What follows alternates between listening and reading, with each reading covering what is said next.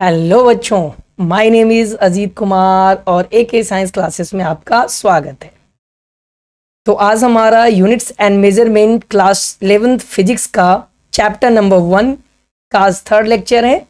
अभी तक 2 lecture already आ चुके हैं, तो जो लोग लेक्चर 1 एंड 2 नहीं देखे हैं वो पहले लेक्चर 1 एंड 2 देख लें, तो लेक्चर 3 पे आए, क्योंकि जब तक 1 और 2 नहीं देखोगे तब तक लेक्चर 3 अच्छे से समझ में नहीं आएगा। तो थोड़ी सी बातें हम प्रीवियस क्लासेस कर लेते हैं बच्चों कि अभी तक हम लोग क्या पढ़े हैं। तो प्रीवियस क्लासेस में हम लोग यूनिट्स के बारे में बात किए थे कि यूनिट्स क्या होते हैं, सिस्टम ऑफ यूनिट्स क्या क्या होते हैं, कितने टाइप के यूनिट्स होते हैं, ये सब के बारे में हमने बात किया था। तो एक बार क्विक रिवीजन कर लेते हैं हम लोग। यूनिट्स क्या होते हैं बच्चों कि जब किसी भी फिजिकल क्वांटिटी का मेजरमेंट हम कर रहे होते हैं तो हमें एक स्टैंडर्ड रिफरेंस की जरूरत पड़ती है, और उसी स्टैंडर्ड रेफरेंस से हम उस फिजिकल क्वांटिटी को कंपेयर करते हैं और तब जाकर के हमारा मेजरमेंट होता है। तो उसी स्टैंडर्ड रेफरेंस को हम लोग बच्चों यूनिट्स का नाम देते हैं। ओके, अब यूनिट्स के 2 टाइप होते हैं, एक हमारा फंडामेंटल यूनिट्स और दूसरा हमारा डिराइव यूनिट्स। जैसे हमारा 2 टाइप के फिजिकल क्वांटिटी हुआ करते थे, एक हमारा fundamental physical quantity and second one is derive physical quantity. तो फंडामेंटल यूनिट्स क्या होते हैं बच्चों? ऐसा यूनिट्स जो किसी दूसरे यूनिट्स पे डिपेंड नहीं करते हैं, वो हमारे फंडामेंटल यूनिट्स होते हैं। यानी जो इंडिपेंडेंट होते हैं बच्चों, वो हमारा फंडामेंटल यूनिट्स होते हैं। इनको बेस यूनिट भी बोला जाता है, इनको इंडिपेंडेंट यूनिट्स भी बोला जाता है। और ये मोस्ट इंपॉर्टेंट जो हमारे फंडामेंटल यूनिट्स होते हैं बच्चों, वो 7 टाइप्स के ही होते हैं only. Mass, length, time, temperature, electric current, amount of substance, luminous intensity. और इनका 7 फंडामेंटल यूनिट्स भी था बच्चों। मास का किलोग्राम, लेंथ का मीटर, टाइम का सेकेंड, टेम्परेचर का केल्विन, इलेक्ट्रिक करंट का एम्पियर, अमाउंट ऑफ सब्सटेंस का मोल एंड ल्यूमिनस इंटेंसिटी का कैंडेला। ओके बच्चों, तो ये सब बातें हमने प्रीवियस क्लासेस के अंदर की थी और सिस्टम ऑफ यूनिट्स की बातें की थी। There are 3 types of system of units. First is CGS system of unit, second one is FPS system of units and third one is MKS system of units। और बच्चों यही हमारा MKS system of units बाद में SI system of units के नाम से हम लोग इसको जानते हैं। ओके, तो हम लोग जो भी यूनिट्स की बात करते हैं वो हमेशा SI यूनिट्स की बात करते हैं, चूंकि ये इंटरनेशनल सिस्टम ऑफ यूनिट्स है। तो हमें कोई भी फिजिकल क्वांटिटी की यूनिट्स की बात की जाएगी तो हम SI यूनिट्स की बात करेंगे। ओके, जब तक हमसे CGS या FPS के बारे में नहीं पूछा जाएगा, हम तब तक CGS और FPS के बारे में नहीं बात करेंगे, हम हमेशा SI यूनिट्स के बारे में बात करेंगे। ओके, तो यहां तक अभी तक हमारा प्रीवियस क्लासेस की स्टडी थी। आज की इस लेक्चर के अंदर, लेक्चर नंबर 3 के अंदर हम लोग डिफरेंट डिराइव फिजिकल क्वांटिटी का हम लोग यूनिट निकालना सीखेंगे। यानी आज का लेक्चर बहुत ही इंपॉर्टेंट होने वाला है और यहाँ से डायरेक्ट कंपटीशन एग्जाम में, बोर्ड एग्जाम में हमारा यहाँ से डायरेक्ट क्वेश्चंस पूछे जाते हैं। आपको फिजिकल क्वांटिटी दे दिया जाएगा, उसका 4 ऑप्शन में उसका SI यूनिट पूछ दिया जाएगा। तो बहुत इंपॉर्टेंट होने वाला है आज का लेक्चर, तो वीडियो को स्किप नहीं करना है, पूरा वीडियो को कंप्लीट देखना है और ज़्यादा से ज़्यादा लोगों तक शेयर करना है, चैनल को सब्सक्राइब करना है और वीडियो को लाइक करना है। तो चलिए स्टार्ट करते हैं। आज हम लोग डिफरेंट फिजिकल क्वांटिटी का, जो कि हमारा डिराइव फिजिकल क्वांटिटी होंगे, उनके यूनिट्स, यानी डिराइव फिजिकल क्वांटिटी की यूनिट्स बच्चों, डिराइव फिजिकल क्वांटिटी की यूनिट्स डिराइव यूनिट कहलाएंगे। तो आज हम लोग डिराइव यूनिट्स निकालना सीखेंगे और आज का लेक्चर बहुत इंपॉर्टेंट, बहुत मजेदार होने वाला है। बहुत सारा एग्जाम्पल हम लोग करेंगे, बहुत सारे एग्जाम्पल का हम लोग यूनिट्स निकालना सीखेंगे, SI यूनिट्स निकालना सीखेंगे। ओके, चलिए अब यहां पर एक बात आपको बता देते हैं बच्चों। देखो, कोशिश तो करना है कि कुछ यूनिट्स आपको डेली प्रैक्टिस के लिए याद होना चाहिए। ठीक है, हम निकालना सिखाएंगे, पर जो रेगुलर यूज होगा बच्चों वो हमें याद भी होना चाहिए यूनिट्स, क्योंकि हम बार बार उन चीजों को निकालने में अपना समय वेस्ट नहीं करेंगे। तो अभी हम सारी यूनिट्स को निकालना सिखाएंगे, बट जो रेगुलर यूज हो रहे हैं यूनिट्स, जो बार बार इस्तेमाल में आ रहे हैं यूनिट्स, वो हमारा याद होना चाहिए, मेमोराइज होना चाहिए। ओके, चलिए तो चलिए यूनिट निकालने का पहला जो रूल है बच्चों, रूल कुछ भी नहीं है, सिंपल एक चीज आपको याद रखना है। कि आप किसी भी फिजिकल क्वांटिटी का यूनिट तभी निकाल पाओगे जब उसका फॉर्मूला पता होगा। आप यूनिट्स तभी निकाल पाओगे किसी भी फिजिकल क्वांटिटी का जब उनका फॉर्मूला आपको मालूम होगा। अगर फॉर्मूला नहीं मालूम है उस फिजिकल क्वांटिटी का तो आपसे यूनिट बिल्कुल भी नहीं निकल आएगा। आपसे क्या, किसी भी व्यक्ति से, किसी भी इंसान से, किसी भी स्टूडेंट, किसी भी टीचर से यूनिट नहीं निकल पाएगा जब तक कि उस फिजिकल क्वांटिटी का हमारे पास फॉर्मूला नहीं पता हो। ठीक है, अब देखो बहुत सारे फिजिकल क्वांटिटी हम यहाँ पर करने वाले हैं एग्जाम्पल के तौर पे। ठीक है, बहुत सारा करेंगे। अब ये सारे फिजिकल क्वांटिटी क्या हैं, ये किसे कहते हैं, इससे हमें कोई लेना देना नहीं है बच्चों। इस चैप्टर का लिमिटेशन या इस चैप्टर का दायरा ये है कि हम फिजिकल क्वांटिटी के बारे में नहीं सीखेंगे कि ये फिजिकल क्वांटिटी क्या होता है, वो फिजिकल क्वांटिटी जैसे एज लाइक डिस्प्लेसमेंट क्या होता है, डिस्टेंस क्या होता है, फोर्स आ गया तो फोर्स क्या होता है, एक्सेलरेशन आ गया तो एक्सेलरेशन क्या होता है, मोमेंटम आ गया, टॉर्क आ गया, चार्ज आ गया, इलेक्ट्रिक फील्ड आ गए, मैग्नेटिक फोर्स आ गया। बहुत सारी क्वांटिटी आपको यहाँ पर मिलेंगे, बट हमें उनके बारे में यहाँ सीखना नहीं है। हमें बस यूनिट्स निकालना है, हमें उनका फॉर्मूला देखना है और उनके हेल्प से हम लोग यूनिट निकालना सीखेंगे। हाँ, वो सारे फिजिकल क्वांटिटी आगे आने वाले चैप्टर में कहीं ना कहीं आपको मिलेंगे और वहां पर उनको डिटेल से पढ़ेंगे। तो एक बात ध्यान रखना, हम यहाँ पर फिजिकल क्वांटिटी नहीं पढ़ने वाले हैं, हम ओनली उनका फॉर्मूला देखेंगे और उनका यूनिट निकालना सीखेंगे। ओके, चलिए तो स्टार्ट करते हैं। आप लोग कॉपी पेन लेकर के बैठे, नोट्स साथ साथ बनाते हुए चलें, तभी मजा आएगा, तभी आप सीख पाओगे। केवल मूवी की तरह देख लोगे, वीडियो की तरह देख लोगे तो आपको नहीं समझ में आएगा। आपको ऑनलाइन क्लास में कॉपी पेन लेकर के ही बैठना है, ये मेरा मानना है। ओके, चलिए तो स्टार्ट करते हैं। ओके, चलिए स्टार्ट करते हैं। ओके, तो ये रहा कुछ फिजिकल क्वांटिटी आपके स्क्रीन के ऊपर, वन बाय वन डिस्कशन करेंगे। ओके, तो देखिए सबसे पहले डिस्टेंस की बात आ रही है, उसके बाद देखिए डिस्प्लेसमेंट है, उसके बाद हाइट है, विड्थ है, थिकनेस है, रेडियस है, डायमीटर है एंड आर्क ऑफ लेंथ। ये जो 1 से लेकर के 8 तक जो हमारा फिजिकल क्वांटिटी है बच्चों, इन सब का यूनिट सेम होने वाला है, इसीलिए इन 8 को एक साथ हमने रखा है। क्यों सेम होने वाला है? क्योंकि आप डिस्टेंस की बात करो, आप डिस्प्लेसमेंट की बात करो, आप हाइट की बात करो, विड्थ की बात करो, थिकनेस की बात करो, रेडियस की बात करो, डायमीटर की बात करो, आर्क ऑफ लेंथ की बात करो, ये सब क्या है बच्चों? ये हमारा लेंथ ही तो है। हम डिस्टेंस में क्या मेजर करते हैं? लेंथ मेजर करते हैं। 2 पॉइंट्स के बीच के डिस्टेंस का मतलब क्या? 2 पॉइंट्स के बीच का लेंथ। डिस्प्लेसमेंट में भी आप वही बात करते हो, 2 पॉइंट के बीच का लेंथ। हाइट में भी आप लेंथ ही निकालते हो, विड्थ में भी आप लेंथ ही निकालते हो, थिकनेस में भी आप लेंथ निकालते हो, रेडियस में भी लेंथ निकालते हो, डायमीटर में भी लेंथ निकालते हो एंड आर्क ऑफ लेंथ में भी लेंथ ही होता है। तो ये सारे फिजिकल क्वांटिटी का यूनिट बच्चों, जो यूनिट लेंथ का होगा वही यूनिट इनका होगा। तो लेंथ का ऐसा यूनिट क्या होता है? Length is a fundamental physical quantity. तो लेंथ का ऐसा यूनिट क्या होता है? मीटर। तो 1 से लेकर के 8 फिजिकल क्वांटिटी जो आपको आपके स्क्रीन पे नजर आ रहे होंगे, सबका यूनिट्स क्या होंगे बच्चों? मीटर। तो चलिए इनका भी यूनिट मीटर, और मीटर को स्मॉल m से रिप्रेजेंट करते हैं। इसका भी unit metre, metre, metre, metre, metre, metre, metre.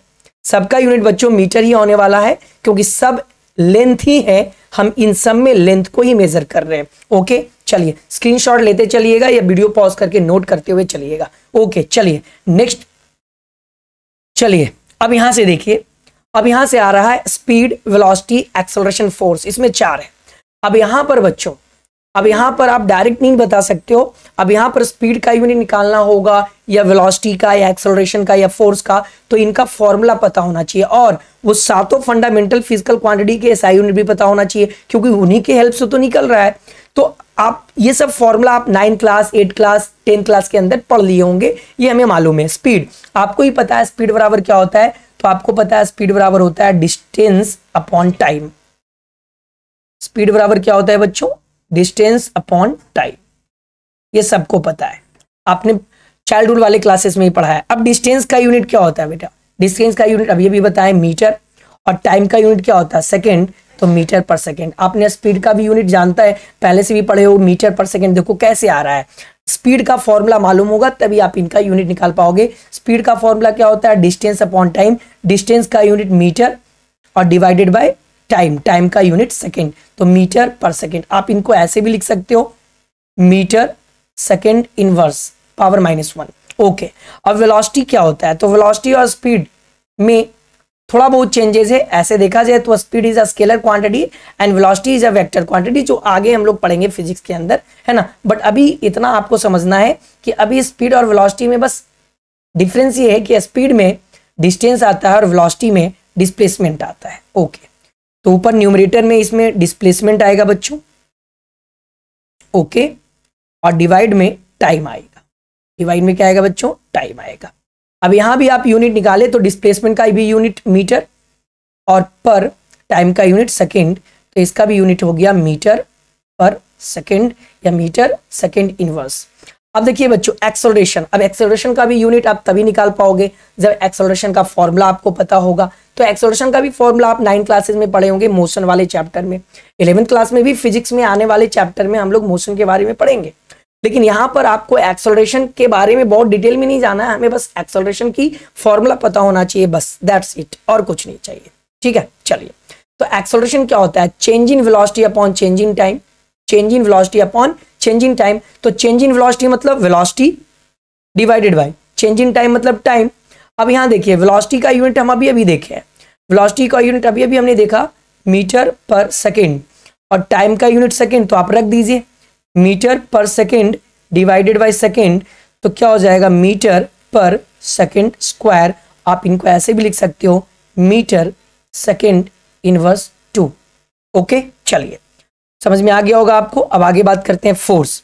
अब देखिए बच्चों, फोर्स का भी यूनिट आप तभी निकाल पाओगे जब फोर्स का फॉर्मूला होगा, और फोर्स का फॉर्मूला 8-7 से बच्चे जानना शुरू कर देते हैं। Force is equal to mass into acceleration. Force is equal to mass into acceleration, ये सबको पता है बच्चों। फोर्स का फॉर्मूला होता है मास इंटू एक्सेलरेशन। ओके, तो मास क्या है बच्चों? मास का units, mass is a fundamental physical quantity, mass का यूनिट केजी, और एक्सेलरेशन का अभी हमने देखा है मीटर पर सेकेंड स्क्वायर। तो मास का केजी हो गया इंटू एक्सेलरेशन का मीटर पर सेकेंड स्क्वायर। तो आप देख सकते हो बच्चों, यहां पर जो फोर्स का यूनिट आया है एसआई यूनिट, वो हमारा केजी मीटर पर सेकेंड स्क्वायर है। आप इनको चाहो तो ऐसे भी लिख सकते हो, KG metre second inverse -2। Okay, अब देखो आपने सुना होगा कि फोर्स का यूनिट, सर हमने तो फोर्स का यूनिट न्यूटन सुना है। हाँ बिल्कुल सही है, लेकिन फोर्स का जो एक्चुअल यूनिट होता है वो न्यूटन नहीं होता है बच्चों। न्यूटन तो बस न्यूटन साहब को खुश करने के लिए, क्योंकि फोर्स का डिस्कवरी न्यूटन ने किया है, इसलिए उनको क्रेडिट देने के लिए हम लोग फोर्स का यूनिट न्यूटन बोल देते हैं। बट एक्चुअल यूनिट की बात करें फोर्स का, तो वो क्या होता है? केजी मीटर पर सेकेंड स्क्वायर, केजी मीटर पर सेकेंड स्क्वायर। और आपको जान करके अच्छा लगेगा बच्चों कि यही हमारा केजी मीटर पर सेकेंड स्क्वायर ही बच्चों 1 न्यूटन यानी न्यूटन के बराबर होता है। किसके बराबर होता है बच्चों? यहां पर ये न्यूटन के बराबर होता है। तो याद रखना, 1 न्यूटन किसके बराबर होता है? 1 केजी मीटर पर सेकेंड स्क्वायर का। तो आप फोर्स का यूनिट अच्छे से याद रखना। अभी तक आदत आपका बना हुआ था कि फोर्स का यूनिट न्यूटन होता है, अभी भी हम बोल रहे होता है, पर ये एक्चुअल यूनिट नहीं है। एक्चुअल यूनिट क्या है बच्चों? एक्चुअल यूनिट है हमारा फोर्स का केजी मीटर पर सेकेंड स्क्वायर। ओके, चलिए हम यूनिट भी इस्तेमाल करेंगे, हम ज्यादातर न्यूटन ही इस्तेमाल करेंगे। हम आगे भी फोर्स कहीं पे आएगा तो हम जनरली न्यूटन ही लेंगे, पर आपको एक्चुअल यूनिट भी पता होना चाहिए कि फोर्स का एक्चुअल यूनिट हमारा केजी मीटर पर सेकेंड स्क्वायर है। चलिए आप लोग नोट करते हुए चलना, वीडियो को पॉज करते हुए, या फिर आप स्क्रीनशॉट लेते चलना। चलिए आगे हम लोग बढ़ते हैं नेक्स्ट। चलिए अब यहां से देखिए एरिया आ गया बच्चों। एरिया, आप किसी भी शेप का एरिया निकालते हो तो आपने देखा होगा मैथ्स के अंदर, आपने 10th में 9th में 8th में जब मैथ बना रहे होंगे तो आपको एरिया निकालने के लिए आता होगा। ट्राइंगल का एरिया, रेक्टेंगल का एरिया, स्क्वायर का एरिया। तो जो भी एरिया आप निकालते थे, देखना यूनिट हमेशा लास्ट में क्या आता था? Metre square, centimetre square, millimetre square, kilometre square आता था ना। इसका मतलब एरिया का यूएसआई यूनिट क्या हो जाएगा? Metre square. ये तो अंडरस्टूड है, इसमें क्या करना है? सिंपल है। चलिए वॉल्यूम, आपने वॉल्यूम भी निकालना सीखा है 10th क्लासेस में, 9th क्लासेस के मैथ्स में आपने सिलेंडर का वॉल्यूम निकालना सीखा होगा, आपने स्फीयर का वॉल्यूम निकालना सीखा होगा, आपने आपने क्यूब का, क्यूबाइड का वॉल्यूम निकालना सीखा होगा, आप कोन का वॉल्यूम निकालना सीखा होगा आपने। तो आप क्या देखते होंगे, जो आप वॉल्यूम निकालते होंगे तो लास्ट में आप यूनिट क्या लेते थे, या तो सेंटीमीटर क्यूब या मीटर क्यूब या मिलीमीटर क्यूब। इसका मतलब एसआई यूनिट वॉल्यूम का क्या हो जाएगा, मीटर क्यूब। सिंपल। एरिया का मीटर स्क्वायर, वॉल्यूम का मीटर क्यूब, ये तो आप जानते हो, पहले से भी जानते हो। आप डेंसिटी की बात कर ले, देखो डेंसिटी में आप 7-8 क्लास से जानते हो, डेंसिटी का फॉर्मूला अगर पता होगा तभी आप डेंसिटी का यूनिट निकाल पाओगे, अदरवाइज नहीं निकाल पाओगे। चलिए ठीक है, तो डेंसिटी का यूनिट फॉर्मूला क्या होता है, आप सब लोग पढ़े होंगे। डेंसिटी का फॉर्मूला होता है मास अपॉन वॉल्यूम, ये सबको पता है। डेंसिटी का फॉर्मूला होता है मास अपॉन वॉल्यूम, ये सबको पता होता है, आपको ही पता होगा। तो मास का यूनिट क्या होता है बच्चों, केजी, और वॉल्यूम का अभी पढ़े हैं हम लोग मीटर क्यूब। तो हमारा डेंसिटी का ऐसा यूनिट क्या हो गया, केजी पर मीटर क्यूब। बड़ा सिंपल है।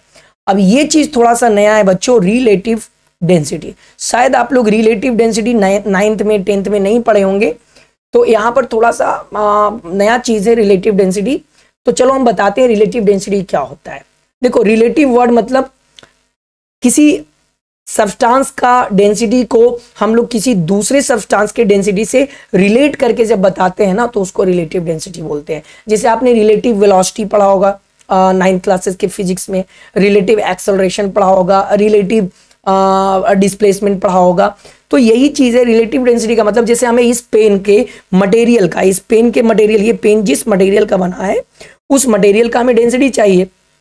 तो अगर हमें इसका रिलेटिव डेंसिटी निकालना है तो हम इसकी डेंसिटी किसी और सब्सटेंस के डेंसिटी से रिलेट करके जब निकालूंगा ना इसका डेंसिटी, तो ये हमारा रिलेटिव डेंसिटी होगा। तो जनरली वाटर की डेंसिटी को स्टैंडर्ड माना गया है फिजिक्स के अंदर, साइंस के अंदर। तो जो भी किसी भी सब्सटेंस की जब रिलेटिव डेंसिटी की बात होती है तो उस सब्सटेंस की डेंसिटी को वाटर के डेंसिटी से कंपेयर करके बताया जाता है। तो रिलेटिव डेंसिटी का फॉर्मूला क्या आता है, ऊपर हमारा आता है, जिस सब्सटेंस का आप डेंसिटी निकालना चाहते हो वो सब्सटेंस का डेंसिटी ऊपर आ जाता है। तो डेंसिटी ऑफ सब्सटेंस, जिस सब्सटेंस की डेंसिटी आप निकालना चाहते हो वो न्यूमरेटर में आएंगे बच्चों, और डिनोमिनेटर में आएगा डेंसिटी ऑफ वाटर। हमेशा रिलेटिव डेंसिटी में डेंसिटी ऑफ वाटर। अब यहाँ पर आप क्या देख रहे हो, आप एक बहुत इंपॉर्टेंट चीज देख रहे होंगे यहाँ पर, कि यहाँ पर आप देख रहे होंगे कि ऊपर न्यूमरेटर में भी डेंसिटी आ रहा है, और डेंसिटी का यूनिट क्या होता है, केजी पर मीटर क्यूब, अभी देखा है।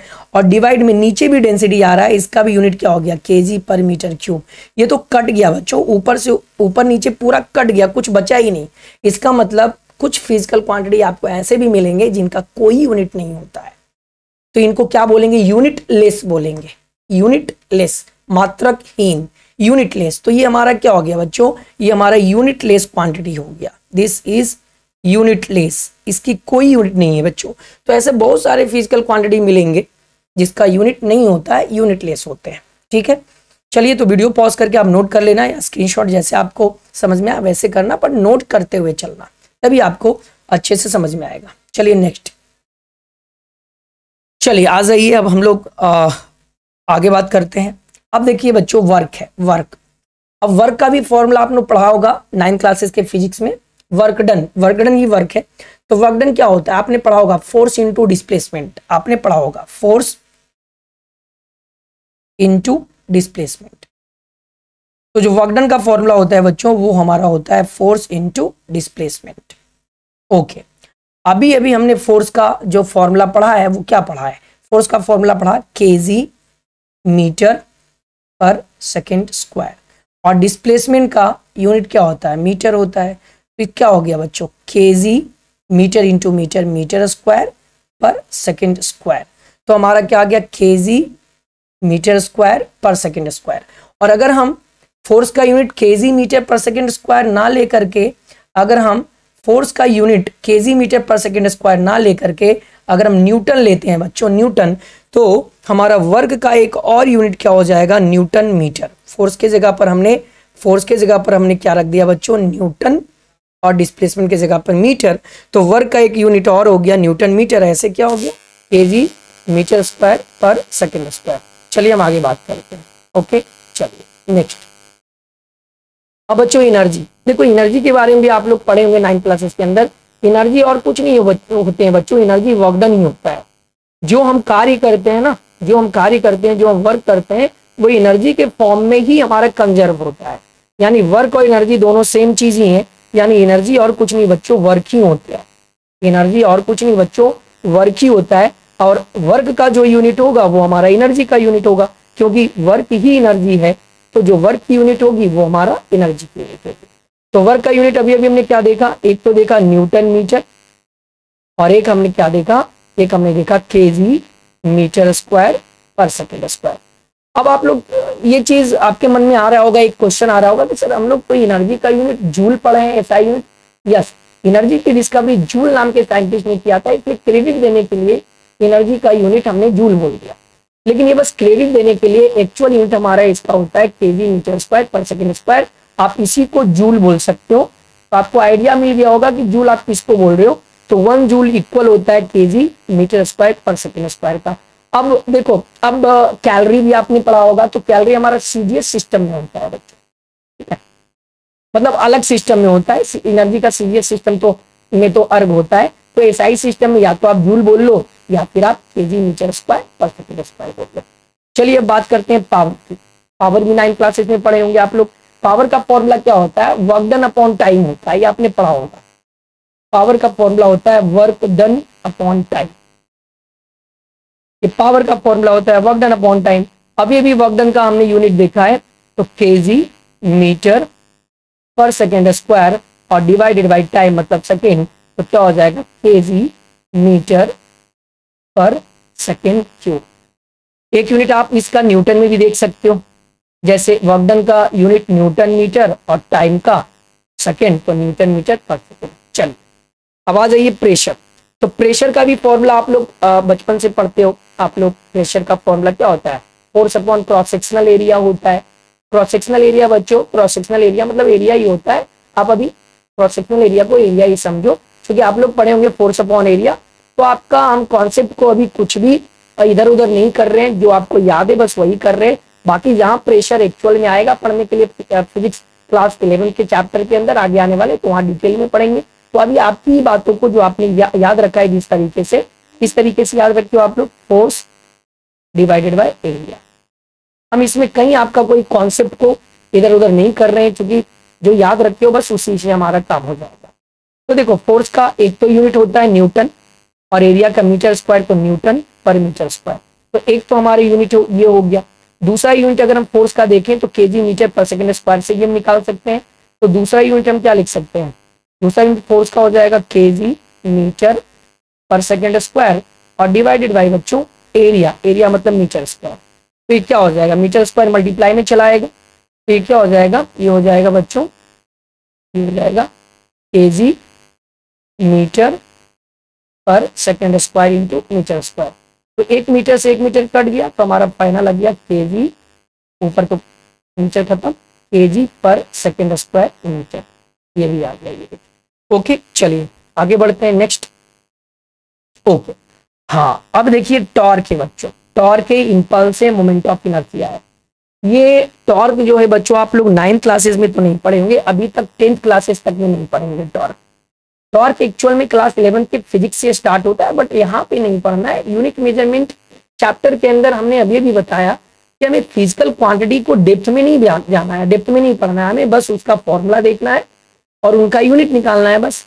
तो टॉर्क क्या होता है अभी हमें उस पर कोई बात नहीं करना है। आगे आने वाले चैप्टर जो होंगे उसके अंदर डिटेल में हम लोग टॉर्क की बात करेंगे। ओके चलिए, तो टॉर्क का फॉर्मूला क्या होता है, तो टॉर्क का फॉर्मूला तो पहले आप कभी नहीं पढ़े हो, इसलिए अभी आप यहाँ पर क्या पढ़ते हो, टॉर्क का फॉर्मूला होता है फोर्स इनटू, चलिए हम पूरा लिख देते हैं, force into displacement, force into displacement, ये हमारा टॉर्क का फॉर्मूला होता है। और इनटू में हमारा साइन थीटा भी आता है बच्चों, इनटू में साइन थीटा भी आता है, बट अभी आपको साइन थीटा वगैरह आपको देखने की जरूरत नहीं, बस आप यही इतना ही समझ लीजिए, बस काफी आपके लिए, इतना काफी आपके लिए, ठीक है, इतना काफी है। फोर्स इनटू डिस्प्लेसमेंट, एक्चुअल में डिस्प्लेसमेंट भी नहीं, परपेंडिकुलर डिस्प्लेसमेंट होता है, तो आप चाहें तो यहाँ पर परपेंडिकुलर मेंशन कर दें, है ना। कैसे आया है फॉर्मूला, क्या है, डिटेल में हम लोग आगे आने वाले चैप्टर में सीखेंगे, यहाँ पर नहीं, यहाँ पर बस फॉर्मूला देखेंगे और यूनिट निकालना सीखेंगे, बस इससे ज्यादा कुछ नहीं इस चैप्टर के अंदर। तो फोर्स का यूनिट एक तो हमारा न्यूटन होता है, और परपेंडिकुलर डिस्प्लेसमेंट तो डिस्प्लेसमेंट ही है तो मीटर, तो न्यूटन मीटर। इसका मतलब बच्चों टॉर्क का जो यूनिट है वो वर्क डन का भी यूनिट वही था, क्योंकि वर्क डन का भी फॉर्मूला फोर्स इंटू डिस्प्लेसमेंट था, तो न्यूटन मीटर आया, और टॉर्क का भी फॉर्मूला फोर्स इंटू डिस्प्लेसमेंट है, तो यूनिट तो सेम है दोनों का, वर्क डन का भी यूनिट न्यूटन मीटर है और टॉर्क का भी यूनिट न्यूटन मीटर है। इसका मतलब आप कोई गलत कंसेप्शन अपने मन में बैठा लेना कि टॉर्क और वर्क डन सेम चीज होता है, नहीं। दो फिजिकल क्वांटिटी का यूनिट सेम होने का मतलब ये नहीं है कि दोनों फिजिकल क्वांटिटी सेम हो गया, ऐसा नहीं होता। हो सकता है कि दो फिजिकल क्वांटिटी का यूनिट सेम आ रहा हो, पर वो दोनों फिजिकल क्वांटिटी सेम नहीं है, समझ में आया, वो दोनों फिजिकल क्वांटिटी अलग अलग है, टोटली डिफरेंट है। वर्क डन एक अलग फिजिकल क्वांटिटी है, टॉर्क एक अलग फिजिकल क्वांटिटी है, भले ही इनका यूनिट सेम आ गया हो, पर ये दोनों अलग अलग फिजिकल क्वांटिटी हैं, दोनों का सेंस अलग अलग है, दोनों का कॉन्सेप्ट अलग अलग है, ठीक है। तो फॉर्मूला सेम हो जाने से दो फिजिकल क्वांटिटी सेम नहीं हो जाते, ये हमेशा याद रखना, ठीक है। और इसका सेकंड यूनिट भी आप निकाल सकते हो, सेकंड यूनिट क्या निकाल सकते हो, फोर्स का आप लिख सकते हो KG metre per second square, और इनटू में आप डिस्प्लेसमेंट मतलब मीटर, तो क्या हो गया KG metre into metre metre square और डिवाइडेड बाय सेकंड स्क्वायर। चलिए ओके, अब आ जाइए इम्पल्स। इम्पल्स भी आप लोग 9 क्लासेस में पढ़ा होगा बच्चों, ये ध्यान में होगा तो ठीक है, नहीं तो कोई बात नहीं, हम लोग यहाँ फॉर्मूला की ही तो बात कर रहे हैं केवल। तो इम्पल्स का जो फॉर्मूला होता है बच्चों वो होता है force into change in time, force into change in time, change in time. Okay, अब इसको अगर सिंबल में लिखना चाहें तो force into delta T, change in time को डेल्टा टी, सिंपल। तो फोर्स का अभी न्यूटन और चेंज इन टाइम मतलब टाइम, टाइम का यूनिट सेकेंड, तो न्यूटन सेकेंड। और अगर चाहो तो आप दूसरा यूनिट भी लिख सकते हो, फोर्स का केजी मीटर पर सेकेंड स्क्वायर और इंटू टाइम का सेकेंड, एक सेकेंड से एक सेकेंड कट गया तो हमारा आ गया केजी मीटर पर सेकेंड। चलिए अब मोमेंट ऑफ इनर्शिया, इसको देखना है मोमेंट ऑफ इनर्शिया। आप देखो डिटेल में हमें क्लास 11 के आगे आने वाले फिजिक्स में मिलेगा, डिटेल से हमें पढ़ना मोमेंट ऑफ इनर्शिया वगैरह हम लोग डिटेल से पढ़ेंगे। अभी बस हम लोग यूनिट निकालेंगे, यूनिट निकालने के लिए फॉर्मूला चाहिए, फॉर्मूला हम यहाँ पर लिख रहे हैं। मोमेंट ऑफ इनर्शिया को कैपिटल आई से रिप्रेजेंट किया जाता है और इसका फॉर्मूला होता है एम आर स्क्वायर। क्या होता है, एम आर स्क्वायर, जहां एम क्या है मास, आर क्या है डिस्टेंस। ओके, तो चलिए एम क्या है मास, तो मास का यूनिट केजी और डिस्टेंस का यूनिट मीटर, तो उसका स्क्वायर है तो केजी मीटर स्क्वायर। ये हमारा मोमेंट ऑफ इनर्शिया का यूनिट हो गया केजी मीटर स्क्वायर। ओके चलिए नेक्स्ट हम लोग आगे चलते हैं। चलिए हाँ, अब देखिए इस वाले स्लाइड में आपका 4 यूनिट है, stress, strain, Young's modulus of elasticity and surface tension. ये सब हमें बच्चों आगे आने वाले फिजिक्स के चैप्टर में मिलेगा, 11th क्लास के चैप्टर में मिलेगा। डिटेल से हम लोग आगे पढ़ेंगे, स्ट्रेस क्या होता है, स्ट्रेन क्या होता है, यंग्स मॉडुलस ऑफ इलास्टिसिटी क्या होते हैं, सरफेस टेंशन क्या होता है। अभी बस फॉर्मूला और उनका यूनिट, बस और कुछ नहीं। चलिए तो स्ट्रेस की अगर हम बात करें तो stress just like a pressure, stress just like a pressure. आप लोग डे टू डे लाइफ में भी आप लोग ये बातें करते होंगे। किसी आदमी को आप टेंशन में देखते होंगे, नहीं बोल रहे हो कि बड़ा स्ट्रेस लग रहे हो, तनाव में लग रहे हो, मतलब बड़ा प्रेशराइज लग रहे हो, तो स्ट्रेस का मतलब ही प्रेशर ही टाइप का होता है स्ट्रेस। इसका फॉर्मूला भी होता है फोर्स अपॉन एरिया, और प्रेशर का भी हमारा फॉर्मूला होता है फोर्स अपॉन एरिया। तो क्या होता है फोर्स अपॉन एरिया, फोर्स का न्यूटन लेना है तो न्यूटन ले लो, और एरिया का मीटर स्क्वायर तो न्यूटन पर मीटर स्क्वायर, न्यूटन पर मीटर स्क्वायर। और अगर आप फोर्स का केजी मीटर पर सेकेंड स्क्वायर लेना चाहते हो वो भी लेकर के आप निकाल लेना, आप तो आप सीख ही गए हो। स्ट्रेन देखो, स्ट्रेन क्या होता है, स्ट्रेन का जो फॉर्मूला होता है वो होता है change in length, change in length upon original length, change in length upon original length, change in length upon original length. Change in length को बच्चों हम डेल्टा एल से बोलेंगे, ओरिजिनल लेंथ को एल से। अब देखो यहाँ भी तुम देख सकते हो कि चेंज इन लेंथ लेंथ ही है, तो लेंथ का यूनिट मीटर और डिवाइडेड बाय लेंथ का भी यूनिट मीटर। देखो मीटर से मीटर कट गया, कुछ नहीं बचा, मतलब ये भी एक यूनिट लेस क्वांटिटी है। एक हमारा रिलेटिव डेंसिटी अभी आया पीछे, जो यूनिट लेस था, कोई यूनिट नहीं था, और एक अभी आया स्ट्रेन। स्ट्रेन भी यूनिट लेस क्वांटिटी है, इसका भी कोई यूनिट नहीं है, इसकी जो क्वांटिटी ऊपर था वही क्वांटिटी नीचे कट गया, कोई यूनिट नहीं है। चलिए अब यंग्स मॉडुलस ऑफ इलास्टिसिटी, ये सब डिटेल से पढ़ेंगे बच्चों, कहीं टेंशन लेने की जरूरत नहीं है। हम लोग 1 by 1 सारे चैप्टर क्लास 11 के फिजिक्स का कवर करेंगे और ये सीरीज चलता रहेगा बच्चों, ठीक है। दो दिन, एक दिन 2 दिन पे आएगा हमारा लेक्चर, डेली नहीं आ पाएगा, एक दिन 2 दिन के बाद आएगा। आप लोग एक वीडियो देखिए आराम से मस्त, एक दिन 2 दिन में, उसके बाद दूसरा वीडियो आएगा। तो इसी तरीके से 2 दिन 3 दिन पे वीडियो आते रहेंगे, ओके। चलिए यंग्स मॉडुलस ऑफ इलास्टिसिटी जो हमारा है बच्चों, वो क्या होता है, वो एक रेशियो होता है, इसको हम लोग गामा से रिप्रेजेंट करते हैं, गामा से। गामा ये क्या होता है, ये रेशियो होता है, स्ट्रेस और स्ट्रेन का रेशियो होता है। ऊपर न्यूमरेटर में स्ट्रेस आ जाता है और नीचे डिनोमिनेटर में स्ट्रेन आ जाता है। तो स्ट्रेस अपॉन स्ट्रेन का जो रेशियो होता है वो हमारा यंग्स मॉडुलस ऑफ इलास्टिसिटी होता है। यंग्स मॉडुलस हमारा साइंटिस्ट का नाम, उन्होंने एक रेशियो दिया, स्ट्रेस और स्ट्रेन को डिवाइड करके उन्होंने एक रेशियो दिया। अभी देखिए स्ट्रेस का यूनिट क्या है, न्यूटन पर मीटर स्क्वायर, ओके। और स्ट्रेन का तो कोई यूनिट ही नहीं है, यूनिट लेस। इसका मतलब जो यंग्स मॉडुलस ऑफ इलास्टिसिटी का जो यूनिट होगा वो हमारा स्ट्रेस का यूनिट हो जाएगा, तो क्या हो जाएगा, न्यूटन पर मीटर स्क्वायर। चलिए ओके ओके ओके। अब देखिए एक नया फिजिकल क्वांटिटी आ गया, ये सब 9th क्लास 10th क्लास इसमें नहीं था, तो बस हमें यहाँ पर फॉर्मूला देखना है, बाकी आगे हम लोग इसको देखेंगे। सरफेस टेंशन वगैरह फ्लूइड मैकेनिक्स के अंदर क्लास 11 के आगे वाले चैप्टर में हम लोग पढ़ेंगे, वहाँ डिटेल से हम लोग पढ़ेंगे इस चीज के, है ना, इस चीज के बारे में। सरफेस टेंशन का फॉर्मूला होता है force upon length. Surface tension का फॉर्मूला होता है फोर्स अपॉन लेंथ। फोर्स को अगर न्यूटन ले ले और लेंथ को मीटर में, तो न्यूटन पर मीटर।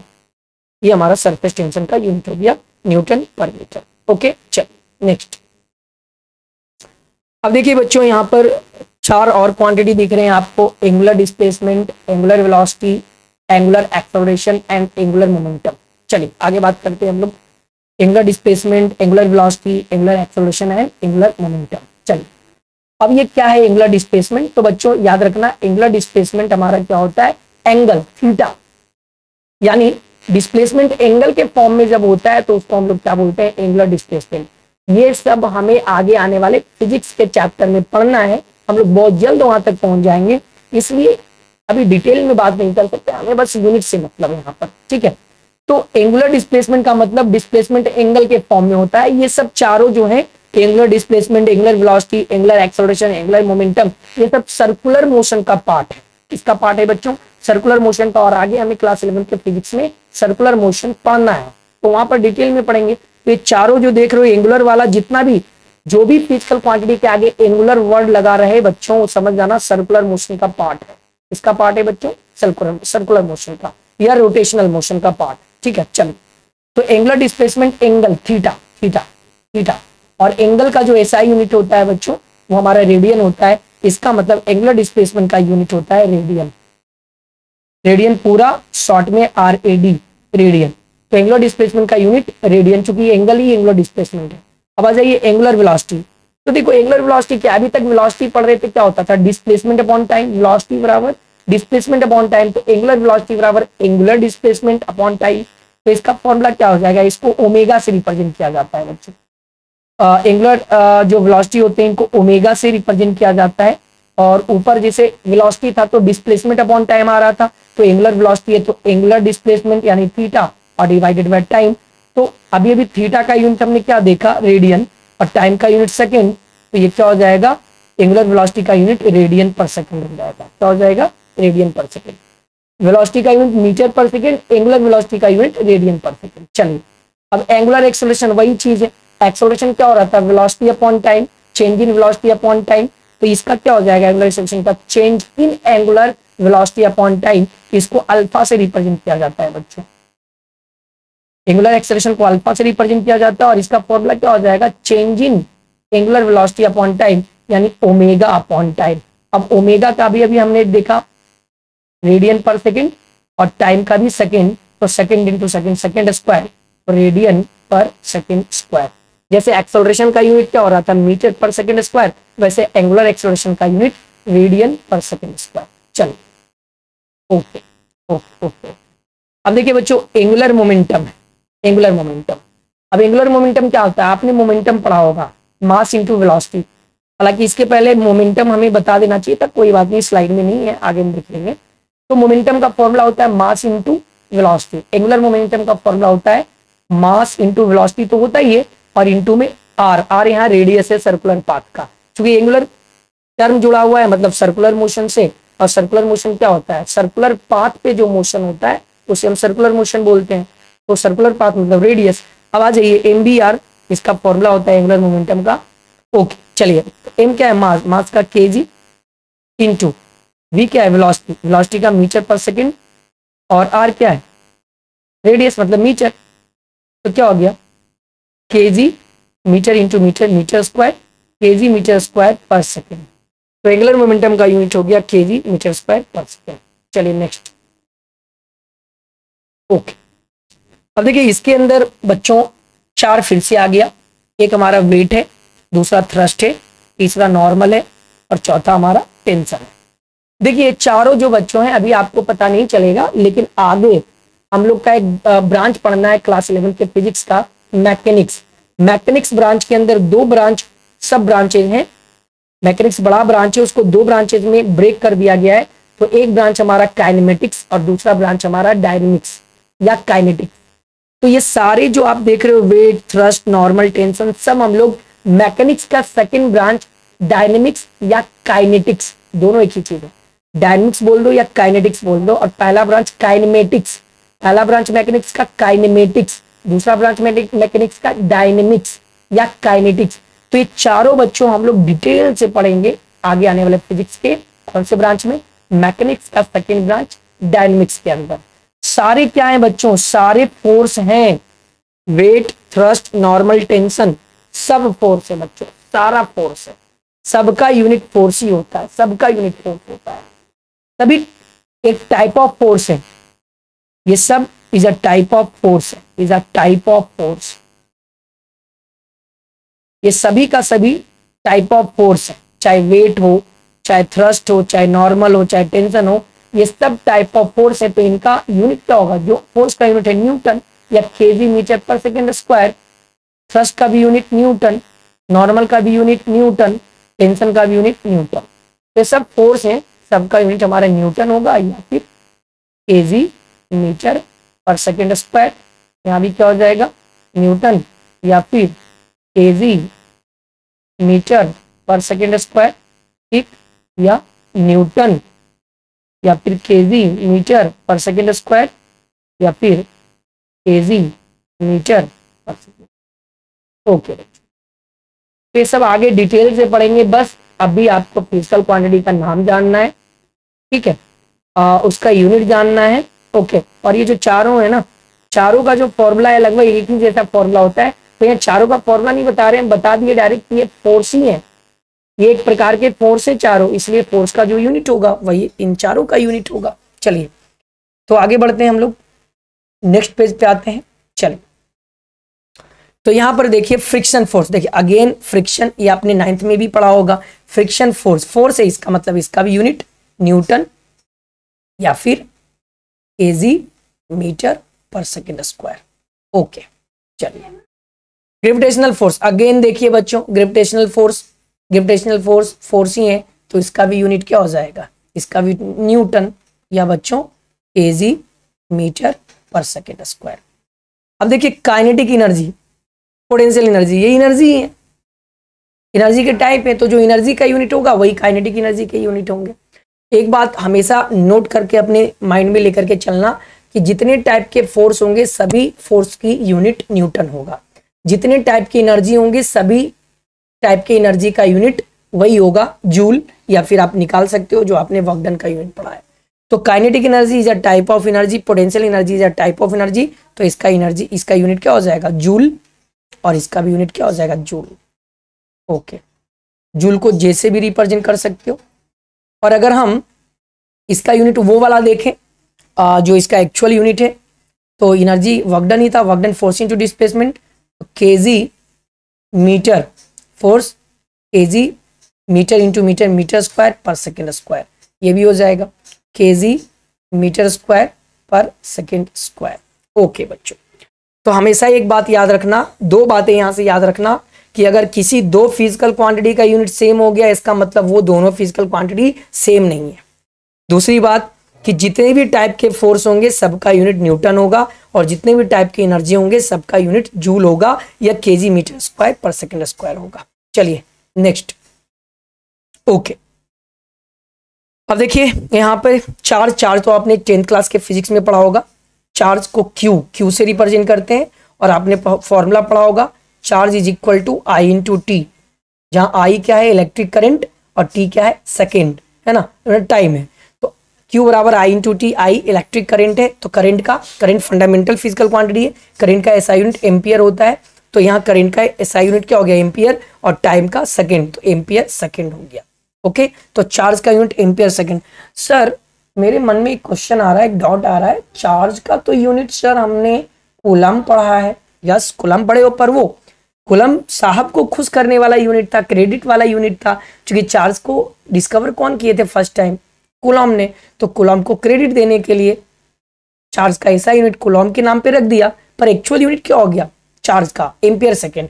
यही एम्पियर सेकेंड बच्चों कूलम के बराबर होता है, तो आप इसको कूलम भी बोल सकते हो, सी भी बोल सकते हो, ठीक है। चलिए अब आ जाइए इंटेंसिटी ऑफ इलेक्ट्रिक फील्ड। देखिए बच्चों ये क्लास 12th के फिजिक्स में मिलेगा, क्लास 11th के फिजिक्स में ही नहीं पढ़ना है हमें, तो बस फिजिकल क्वांटिटी का यूनिट निकालना है, तो वो 11th का हो चाहे 12th का, हमें तो जो भी जनरल है, जो पूछता है जनरली एग्जाम में जिसका यूनिट, वो हम यहाँ पर दिखा रहे हैं, और सारे हम दिखा भी नहीं सकते हैं क्योंकि उतना यहाँ पर लिमिटेशन, उतना दायरा नहीं है ना, तो हम लोग 40-50 देखेंगे, है ना।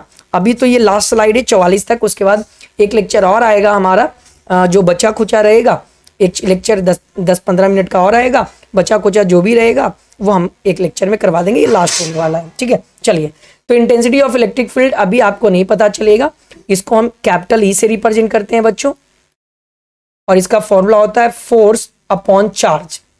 इसका फॉर्मूला क्या होता है फोर्स अपॉन चार्ज, ठीक है।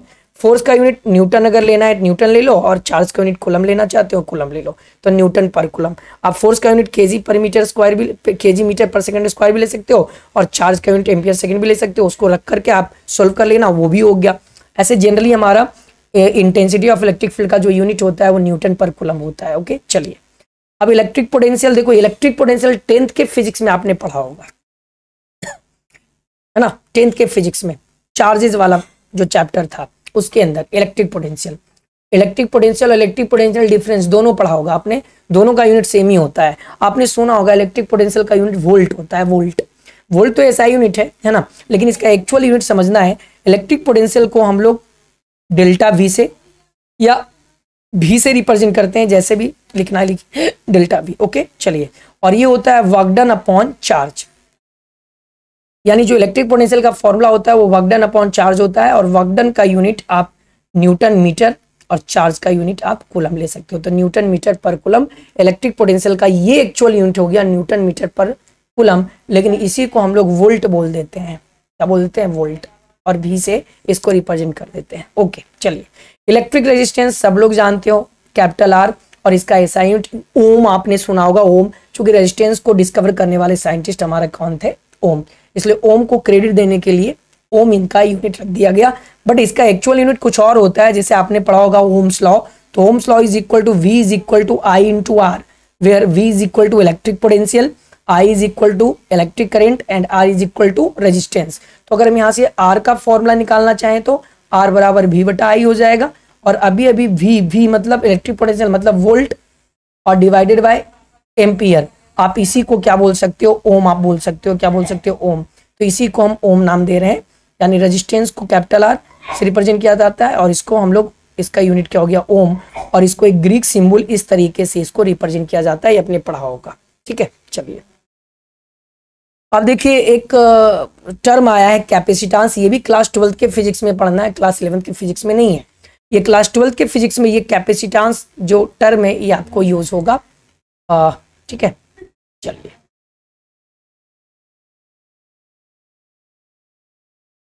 ओके चलो ओके, तो कैपेसिटेंस का भी सिंपल फॉर्मूला जान लीजिए और ज़्यादा आपको जानने की फिलहाल ज़रूरत नहीं है, ठीक है। कैपेसिटेंस को हम लोग कैपिटल सी से रिप्रेजेंट करते हैं और इसका फॉर्मूला होता है Q by V. Q by V, Q क्या है चार्ज, वी क्या है इलेक्ट्रिक पोटेंशियल। क्यू चार्ज है बच्चों और भी है हमारा इलेक्ट्रिक पोटेंशियल, क्या है इलेक्ट्रिक पोटेंशियल है।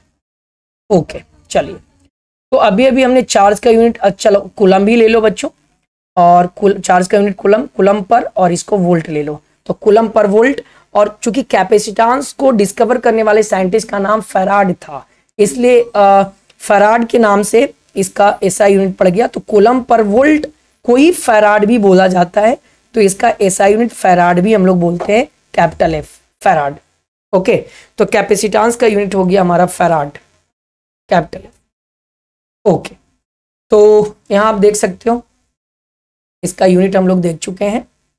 ओके चलिए, ओके तो आज इतना ही बच्चों, चूंकि अब तो नेक्स्ट लाइव भी नहीं है, तो एक लेक्चर और हमारा आने वाला है फिजिकल क्वांटिटी का यूनिट के ऊपर। जो भी बचा कुचा होगा, जो जनरली पूछे जाते हैं, जो ज़्यादा रेगुलर यूज होता है, तो 8-10 और लेकर के आएंगे, है ना। ये क्वांटिटी 60 के आसपास जाएगा, मतलब 10-12 और लेकर के आएंगे, है ना। उसके बाद ये हमारा यूनिट्स निकालने वाला टॉपिक कंप्लीट हो जाएगा, ठीक है। चलिए, तो आज का लेक्चर यहीं पे समाप्त करते हैं बच्चों। आप वीडियो को स्किप नहीं करना है, एकदम अच्छे से देखना है, और आई होप हमें उम्मीद करते हैं कि आपको यूनिट निकालना आ गया होगा। लेकिन एक बात आप लोग को शुरू में भी बताए थे, अभी भी बता रहे हैं कि यूनिट किसी भी फिजिकल क्वांटिटी का तभी निकाल पाओगे बच्चों जब उनका फॉर्मूला पता होगा और सातों फंडामेंटल फिजिकल क्वांटिटी का यूनिट पता होगा, तभी आप डिराइव फिजिकल क्वांटिटी का यूनिट निकाल पाओगे। क्योंकि आप कहीं ना कहीं देख रहे हो कि ये सारे फिजिकल क्वांटिटी के अंदर फंडामेंटल फिजिकल क्वांटिटी का यूज होकर के ही निकाला गया है। तो दो बातें याद रखना, सातों फंडामेंटल फिजिकल क्वांटिटी का यूनिट याद रखना है, और दूसरा जिस फिजिकल क्वांटिटी को का यूनिट निकाल रहे हो उसका फॉर्मूला पता होना चाहिए। विदाउट फॉर्मूला आप कुछ नहीं कर सकते हो, आप यूनिट नहीं निकाल सकते हो। चलिए, तो आज यहीं पे समाप्त करते हैं। ओके चलिए, bye, take care, good night.